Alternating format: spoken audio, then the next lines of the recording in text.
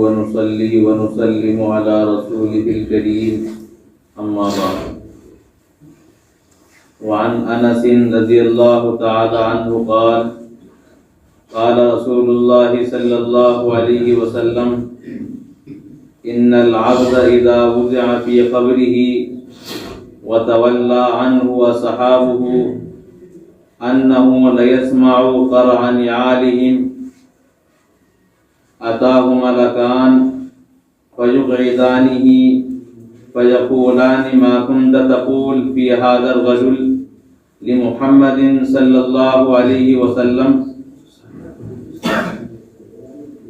فأما المؤمن فيقول أشهد أنه عبد الله ورسوله فيقال له انظر إلى مقعدك من النار قال أبدلك الله به مقعد من الجنة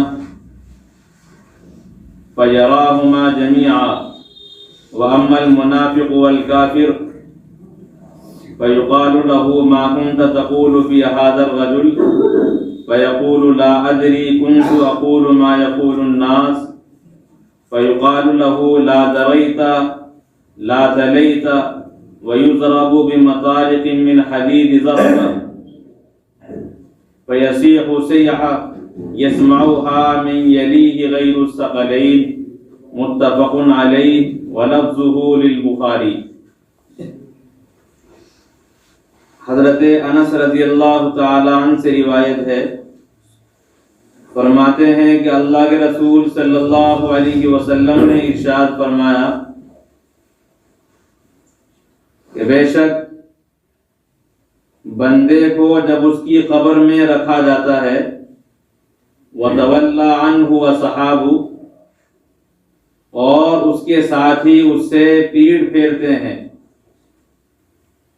أَنَّهُ لَيَسْمَعُ قَرْعَ نِعَالِهِمْ تو وہ ان کے جوتوں کی آہٹ کو آواز کو سنتا ہے.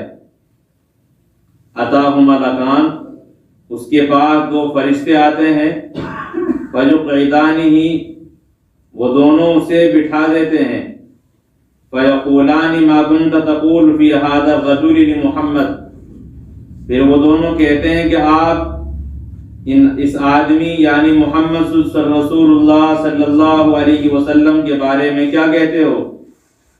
فَأَمَّا الْمُؤْمِنُ فَيَقُولُ أَشْهَدُ أَنَّهُ عَبْدُ اللَّهِ وَرَسُولُهُ تو مومن کہتا ہے کہ میں گواہی دیتا ہوں کہ وہ اللہ کے بندے اور اس کے رسول ہیں. فَيُقَالُ لَهُ انظُرْ إِلَى مَقْعَدِكَ مِنَ النَّارِ پھر ان سے کہا جاتا ہے کہ اپنا جہنم کا ٹھکانہ دیکھ لے. قَدْ أَبْدَلَكَ اللَّهُ بِهِ مَقْعَدَ مِنَ الْجَنَّةِ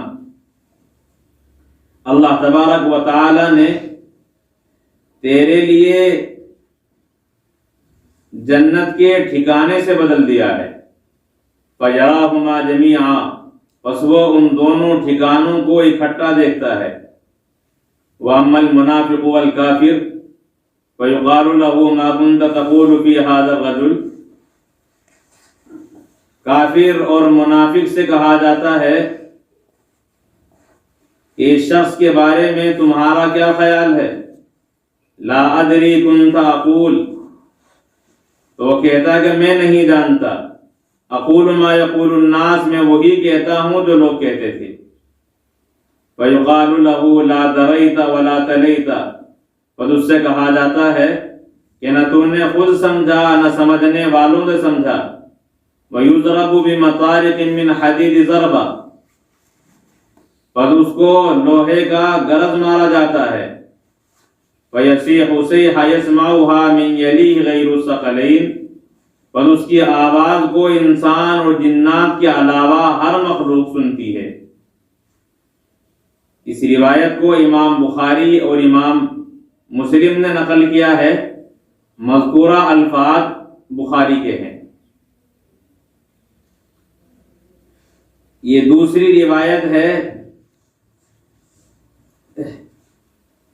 باب اثبات عذاب القبر کی، جس میں صاحب مشکات علیہ الرحمہ یہ ثابت کرنا چاہتے ہیں کہ قبر میں رکھنے کے بعد عذاب و ثواب ہوتا ہے. مذکورہ روایت کو اس باب کے اندر بیان کرنے کا مقصد بھی یہی ہے کہ جو آدمی صحیح جواب نہیں دے پاتا فرشتے اسے گرز سے مارتے ہیں لوہے کی، جس سے معلوم ہوا کہ قبر کے اندر بھی اللہ تبارک و تعالیٰ کی جانب سے سزا دی جاتی ہے۔ اسی بات کو ثابت کرنے کے لیے یہ روایت مذکورہ باب کے تحت بیان فرمائی ہے۔ آپ ابتدا سے روایت کو دیکھیں جس میں اللہ کے رسول فرماتے ہیں کہ جب مرنے والے کو قبر کے اندر رکھا جاتا ہے وَتَوَلَّى عَنْهُ وَأَصْحَابُهُ أَنَّهُ لَا يَسْمَعُ قَرَانِ عَالِهِمْ، اور اس کے ساتھی قبر میں رکھنے کے بعد جیسے ہی پیٹ پھیرتے ہیں واپس مڑتے ہیں تو یہ میت جس کو قبر کے اندر رکھا گیا ہے لَيَسْمَعُ قَرَانِ عَالِهِمْ، ان کے جوتوں کی آواز کو سنتا ہے۔ اَتَاهُ مَلَكَانِ، بس فرشتے آ جاتے ہیں اور اسے بٹھا دیتے ہیں۔ یہاں ایک روایت سے ایک تو یہ معلوم ہوا کہ قبر میں رکھنے کے بعد جب رخ موڑا جاتا ہے تو آواز جوتوں کی آہٹ کی جو ہوتی ہے وہ بھی میت جو قبر کے اندر رکھا ہوا ہے سن لیتا ہے، جس سے معلوم ہوا کہ بعض آواز ایسی ہیں جو سنائی دیتی ہیں۔ یہ سماع موتا کا مسئلہ مردے سنتے ہیں یا نہیں سنتے، یہ اختلافی مسئلہ ہے۔ صحابہ کے زمانے ہی سے آج تک اس کے درمیان اختلاف چلا آتا ہے، بعض قائل ہیں اور بعض اس کا انکار کرتے ہیں، لیکن صحیح بات یہ ہے کہ قرآن و حدیث میں جہاں سننے کا تذکرہ کیا گیا ہے وہاں آدمی عقیدہ رکھے کہ سنتے ہیں، اور جن باتوں کے متعلق کوئی صراحت نہیں ہے وہاں آدمی خاموش رہے، کیونکہ قرآن و سنت کی کوئی بات نہیں ہے۔ مثلا اسی روایت میں یہ بیان کیا گیا کہ جب لوگ پیٹ پھیرتے ہیں رخ موڑتے ہیں تو جوتوں کی آواز سنتا ہے۔ اب یہ عقیدہ ہونا چاہیے کہ آواز سنتا ہے، حدیث میں ہے۔ دوسرے، جب انسان قبر میں جاتا ہے قبرستان جانے کے بعد سلام کرتا ہے تو سلام کا وہ جواب دیتے ہیں، سنتے ہیں۔ اب یہ عقیدہ رکھا جائے کہ وہ سنتے ہیں، لیکن باقی جو باتیں ہوتی ہیں وہ سنتے ہیں یا نہیں سنتے اس سلسلے میں قرآن و حدیث میں کوئی صراحت نہیں آئی، اس لیے آدمی کو خاموش رہنا چاہیے۔ یہ بہت آسان کا مسئلہ ہے جو ہر آدمی کے سمجھ میں آ سکتا ہے۔ اگر ہم لمبی چوڑی بحثیں کریں اور دلائل بھی دیں تو ہمارے دلائل سے نہ وہ سن سکتے اور نہ وہ محروم ہو سکتے۔ اور پھر یہ عقیدہ ایسا ہے کہ قبر میں جانے کے بعد یا میدان محشر میں بندے سے سوال بھی نہیں کیا جائے گا کہ پہلے یہ بتاؤ مردے سنتے تھے یا نہیں سنتے۔ وہاں سوال ہوگا زندگی کے بارے میں، زندگی جو دی تھی وہ زندگی کس طریقے پر گزاری ہے، اور رہے عقائد جن کے بارے میں سوال کیا جائے گا اللہ کی ذات کے بارے میں، محمد رسول اللہ کے بارے میں، دین کے بارے میں، تو ان سوالات کے جواب کے مسائل میں آدمی کو عقلریزی کرنی چاہیے اور مکمل طور پر صحیح تحقیق کے ساتھ اپنا عقیدہ رکھنا چاہیے۔ بہرحال اختلافی مسئلہ ہے۔ تو لا يسمع قرآن عالم، فرشتے اس کے پاس آ جاتے ہیں اور اس آدمی کو بٹھا دیتے ہیں۔ اب بٹھانے کی کیفیت کیا ہوتی ہے اس کا ذکر بھی یہاں موجود نہیں ہے، کیونکہ بیٹھنے کا انداز ہر انسان کا علیحدہ ہوتا ہے۔ بچوں کا الگ ہے، جوانوں کا اسٹائل الگ ہے، اور بوڑھوں کا الگ ہے، مردوں کا الگ ہے، عورتوں کا الگ ہے، اور پھر انسان کے بیٹھنے کا طریقہ الگ ہے، اور اللہ کی جو دوسری مخلوقات ہیں ان کے بیٹھنے کا انداز الگ ہے۔ اب کس انداز سے بٹھایا جاتا ہے اس کا کوئی ذکر نہیں ہے، بس یہ آدمی عقیدہ رکھے کہ فرشتے اسے بٹھا دیتے ہیں۔ فَيَقُولَانِ مَا كُنْتَ تَقُولُ فِي هَذَا الرَّجُلِ لِمُحَمَّدٍ صلی اللہ علیہ وسلم، پھر وہ دونوں فرشتے معلوم کرتے ہیں ان آدمی یعنی محمد الرسول اللہ کے بارے میں تمہارا عقیدہ کیا ہے؟ تو وہ مومن ہوتا ہے جسے قبر میں رکھا گیا تو وہ گواہی دیتا ہے کہ یہ اللہ کے بندے اور اس کے رسول ہیں۔ یہاں جو لفظ استعمال کیا گیا فی ھذا الرجل، ھذا یہ اشارے کے لیے آتا ہے کہ اس آدمی کے بارے میں تم کیا کہتے ہو۔ بہت سے لوگوں نے اسے یہ مسئلہ اخذ کیا ہے کہ محمد الرسول اللہ صلی اللہ علیہ وسلم ہر جگہ ہیں. اس قبر میں رکھا گیا، اسی وقت میں دوسری قبر میں بھی کسی کو رکھا جا رہا ہے، تیسری جگہ بھی کسی دنیا میں رکھا جا رہا ہے، تو ہر جگہ ہے. جب تو ایک وقت میں ہر قبر میں آپ کے بارے میں سوال کیا جا رہا ہے، اس آدمی کے بارے میں تم کیا کہتے ہو. تو اس کے ذریعے سے انہوں نے یہ عقیدہ تلاش لیا ہے کہ اللہ کے رسول علیہ الصلوۃ والسلام جب ہر مردے کے پاس ہے تو پھر زندے کے پاس کیوں نہیں ہے. یہ بھی وہ دلیل میں پیش کرتے ہیں. حالانکہ حاضہ کا مطلب ہر جگہ یہ نہیں ہوتا کہ وہ قریب ہی کے لیے استعمال ہوا ہے. انسان کے ذہن میں جو کوئی عقیدہ یا کوئی بات موجود ہوتی ہے اس کے لیے بھی لفظ حاضہ کا استعمال کیا جاتا ہے. اللہ کے رسول علیہ الصلوۃ والسلام کے پاس جبریل امین آئے، ابتدا میں روایت گزری ہے، قریب ہو کر بیٹھ گئے. جب حضرت جبریل امین علیہ الصلوۃ والسلام چلے گئے تو رسول اللہ نے صحابہ سے معلوم کیا یہ کون تھے، معلوم ہے؟ صحابہ نے کہا ہے اللہ اس کے رسول جانتے ہیں. تو آپ نے فرمایا ھذا جبریل اتاکم، یہ جبریل تھے تمہارے پاس آئے تھے تمہیں دین سکھانے کے لیے. تو وہاں جبریل موجود بھی نہیں ہیں، غیر حاضر ہیں، اس کے باوجود بھی رسول اللہ نے ھذا کا لفظ استعمال کیا. ھذا جبریل کے یہ جبریل تھے تمہارے پاس تمہارا دین سکھانے کے لیے آئے تھے. تو ایسے یہاں جو ھذا کا لفظ استعمال کیا گیا اس کا مطلب یہ نہیں کہ آپ ہر جگہ ہیں، مطلب یہ ہے کہ اللہ کے رسول علیہ السلام کا جو تصور ہمارے ذہن میں ہے اس کے تعلق سے سوال کیا جاتا ہے. ورنہ تو تمام معراج کا دو اہم سفر ہیں کہ واقعہ معراج ہے اور دوسرے ہجرت. یہ دو سفر ہیں رسول اللہ کے جو سب سے زیادہ اہمیت کے حامل ہیں. ان دونوں سفروں کی اہمیت ہی ختم ہو جاتی ہے جب آپ ہر جگہ پھر معراج پہ جانے کا مطلب کیا ہے؟ جبکہ اللہ کیا فرماتے ہیں سبحان الذی اسری بعبدہ لیلا من المسجد الحرام، کہ اللہ کی ذات پاک ہے جو اپنے بندے کو رات کے تھوڑے سے حصے میں لے گیا. اب جو موجود نہیں ہوتا اسے لے جایا جاتا ہے. میں یہاں ہوں مجھے یہ لے جایا جائے گا، یہاں سے کسی دوسری جگہ آپ لے جانا چاہیں گے یہاں سے اٹھا کر تب لے جائیں گے. تو جو آدمی موجود ہو اسے لے جایا نہیں جاتا. اگر آپ ہر جگہ تھے پھر آپ کو مکہ مکرمہ سے مسجد اقصی لے جانے کی ضرورت کیا تھی؟ پھر براق بھیجنے کی ضرورت کیا تھی کہ آپ براق پر سوار ہو کر گئے؟ اور پھر معراج سیڑھی لگائی گئی اس کے ذریعے سے آپ آسمانوں پر چڑھے. تو یہ تمام کا تمام واقعہ بالکل ایسا ہو کر کے رہ جاتا ہے کہ گویا واقعہ ہے ہی نہیں ہے، ایک خیالی تصور بن کر رہ جاتا ہے. پھر دوسرے اللہ کے رسول علیہ الصلوۃ والسلام مکہ مکرمہ سے مدینے کی ہجرت کرتے ہیں. تو اگر آپ کو ہر جگہ مان لیا جائے پھر تو آپ جب مکے میں تھے مدینے میں بھی تھے، ہجرت کے کیا معنی رہ گئے؟ پھر غار ثور میں چھپنے کا کیا مطلب ہے؟ تو قرآن و حدیث سے اس عقیدے کی تردید ہوتی ہے. دراصل امت میں کوئی بھی آدمی اپنے عقیدے کو لے کر کھڑا ہو جاتا ہے، اب یا تو وہ قرآن و حدیث پر زیادتی شروع کر دیتا ہے یا اس کے اندر کمی کر دیتا ہے. ایک فرقہ غیر مقلدین کا کھڑا ہوا، انہوں نے کہا کہ اللہ بھی ہر جگہ نہیں ہے. سب گئے ختم، نہ اللہ ہے نہ محمد. ادھر بریلوی کھڑے ہوئے کہ جس طرح اللہ ہر جگہ ہے اسی طرح رسول اللہ بھی ہر جگہ ہے. انہوں نے جو مقام نہیں تھا وہ مقام بھی دے دیا رسول اللہ کو.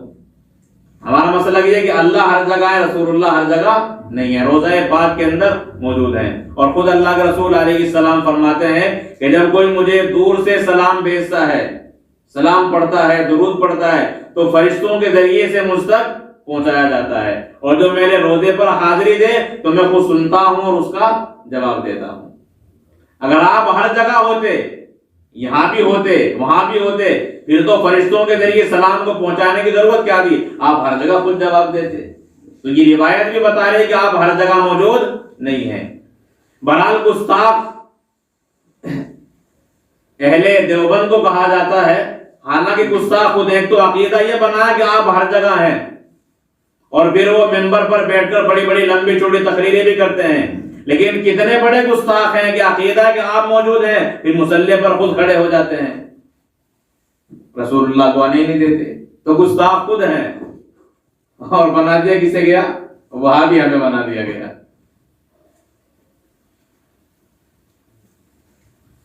بہرحال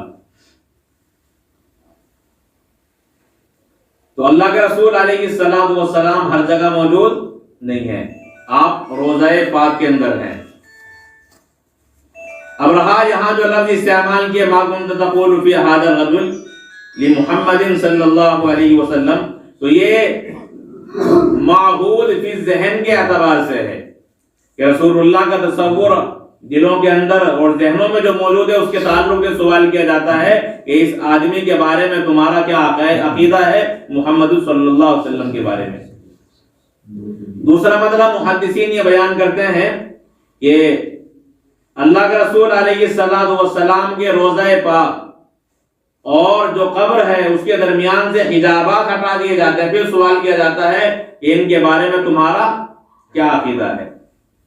اور ایک یہ ہے کہ اللہ تبارک و تعالی آپ کی صورت مثالیہ ہر قبر کے اندر لے جاتے ہیں اور پھر آپ کے بارے میں سوال کیا جاتا ہے۔ آپ کا وجود روضہ پاک کے اندر، لیکن صورت مثالیہ آپ کی ہر جگہ ہے۔ اور وہ آج کے زمانے میں ہر ایک آدمی یہاں گفتگو کرتا ہے، پوری دنیا میں اسے دیکھا اور سنا جا سکتا ہے۔ تو یہ صورت مثالیہ ہوتی ہے، حقیقت نہیں ہوتی۔ صورت مثالیہ کے ذریعے سے پوری دنیا میں اسے دیکھا جا رہا ہے۔ اسی طریقے سے اللہ کے رسول اپنے روزے میں ہوتے ہیں اور صورت مثالیہ آپ کی قبروں کے اندر لے جائی جاتی ہے اور آپ کے بارے میں سوال کیا جاتا ہے۔ اور پھر یہاں جواب بھی دیکھیں، اللہ کے رسول فرماتے ہیں فَأَمَّا الْمُؤْمِنُ فَيَقُولُ أَشْهَدُ أَنَّهُ عَبْدُ اللَّهِ وَرَسُولُهُ، کہ جو بندہ مومن ہوتا ہے جسے قبر کے اندر رکھا گیا تو وہ کہتا ہے کہ میں گواہی دیتا ہوں انہو، کہ وہ یعنی محمد رسول اللہ اللہ کے بندے اور اللہ کے رسول ہیں۔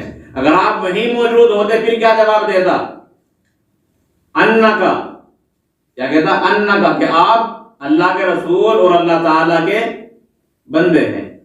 یہاں ہو کی جگہ لفظ کاف استعمال کیا جاتا، تو جواب دینے والا کیا جواب دیتا ہے کہ وہ یعنی جو یہاں موجود نہیں ہے اپنے روضہ پاک کے اندر ہیں، وہ اللہ کے بندے اور اللہ کے رسول ہیں۔ اگر آپ قبر ہی کے اندر موجود ہوتے پھر کیا جواب دیا جاتا؟ تو وہ کا لفظ استعمال نہ کیا جاتا، بلکہ کہتا کہ آپ تو اللہ کے رسول ہیں، آپ تو اللہ کے بندے ہیں، اللہ کے پیغمبر ہیں، یہ جواب دیتا۔ لیکن کاف کی جگہ جو حاضر کے لیے آتا ہے وہ استعمال نہیں کیا گیا، لفظ کاف لفظ ہو استعمال کیا گیا ہے جو دور کے لیے آتا ہے، بعید کے لیے، غائب کے لیے آتا ہے۔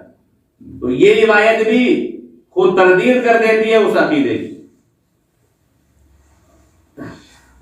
بہرحال یہ علمی مسئلہ ہے۔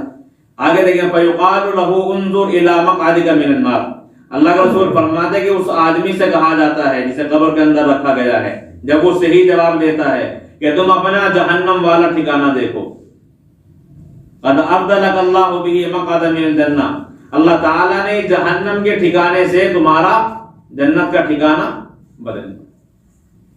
پہلے ٹھکانہ تمہارا یہ جہنم کا تھا، اگر صحیح جواب نہ دے پاتے، صحیح زندگی نہ گزارتے تو یہ جہنم والا ٹھکانہ ہوتا، لیکن اللہ تعالیٰ نے جنت والے ٹھکانے سے اس کو بدل دیا۔ اب یہ ختم کر دیا گیا، تمہارا ٹھکانہ اب جہنم کے اندر ہوگا۔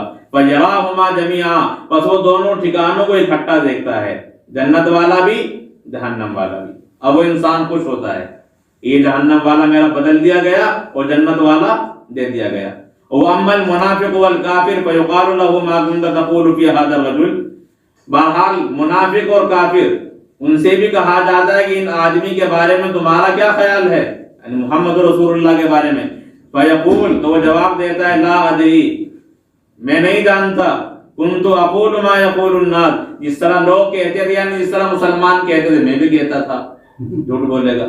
فَيُقَالُ لَهُ، تو اس آدمی سے کہا جائے گا، اس کافر اور منافق سے، لا دریت ولا دریت، کہ نہ تو تو نے خود سمجھا ہے اور نہ تو نے سمجھنے والوں سے سیکھا ہے۔ وَيُضْرَبُ بِمَطَارِقٍ مِّنْ حَدِيدٍ ضَرْبًا، لوہے کی گرز سے اس انسان کو مارا جاتا ہے، فرشتے لوہے کی گرز مارتے ہیں، پھر کیا ہوتا ہے؟ فَيَصِيحُ صَيْحَةً يَسْمَعُهَا مِنْ يَلِيهِ غَيْرُ الثَّقَلَيْنِ، انسان و جنات کے علاوہ ہر مخلوق اس کی چیخ و پکار کو سنتی ہے، سب سنتے ہیں۔